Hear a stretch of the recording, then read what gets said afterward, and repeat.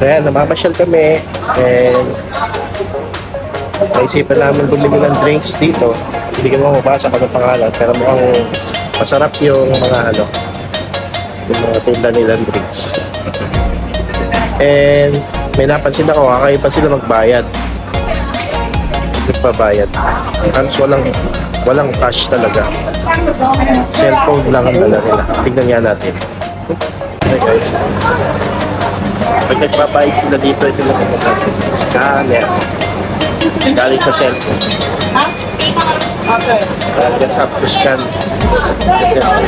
Ayun, ganun lang. Natapat mo yun.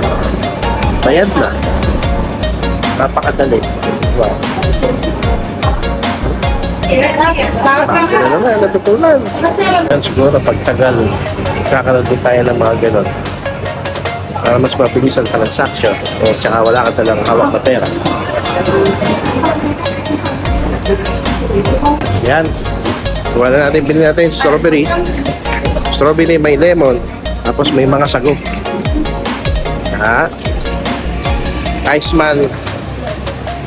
Alang sa Ghostbuster. Pero marshmallow man na pinaghalong dito ba yan? Si Olaf ng yun na yun, ng Disney. Whatever. You're such a loser. Bye bye.